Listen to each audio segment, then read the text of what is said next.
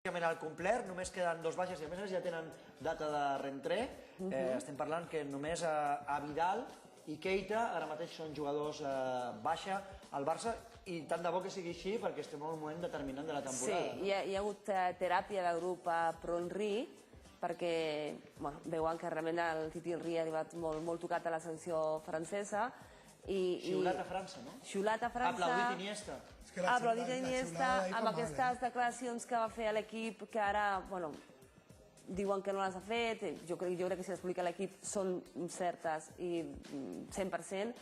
On deia que no anava jugant molt al Barça i que així arribaria més fresc al Mundial.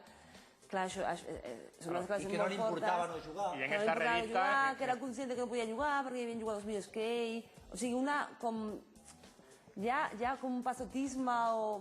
Pobrecito, ¿no? Pobrecito, coses molt rares, però el vestidor realment ha reaccionat molt bé i avui l'han estat animant. Un dels 5 jugadors millor pagats del món, de futbol.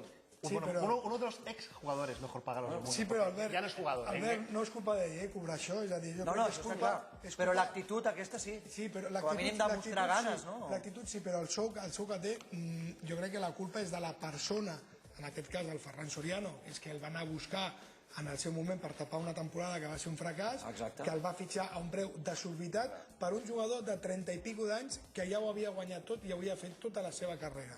I que venia d'un any que estava quasi la meitat de la temporada lesionat. També és veritat que Henry serveix per tapar una temporada nefasta. Sí, però vam anar a París, ens vam fer la foto a París com volia el senyor Ferran Soriano, però després el rendiment ho demostra. És a dir, l'Henry d'ara és un jugador...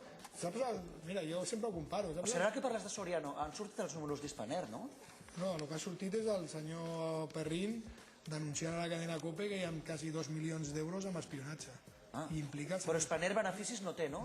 Perquè aquest monstre de les finances, vull dir, beneficis no ha aconseguit tenir. No tenim. I el que tenim és 2 milions quasi, segons diu el senyor Perrin, que hi ha al club factures de casos d'espionatge. Que fort, Això és gravíssim. Que fort. 2 milions d'euros. Has d'espiar molt, per 2 milions. 2 milions d'euros? No ho dic jo, Pagats per espiar. Ho va dir ahir el senyor Perrin a la cadena. Home, és que de fet, Perrin no s'ha atrevit a dir a qui espiaven, no?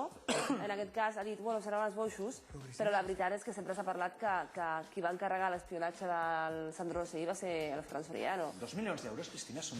2 milions d'euros? A veure, jo crec que ha espiat els 7 milions de catalans. O sigui, possiblement, perquè és que si no... Para saber quién no le votaremos y quién no vayamos a votar. Claro, pero aquí es saber ya a quién no se espía, ¿no? O sea, porque es que no para gastarte 2 millones d'euros... Per ser 2 milions has d'espiar a molta gent. Claro. A molta.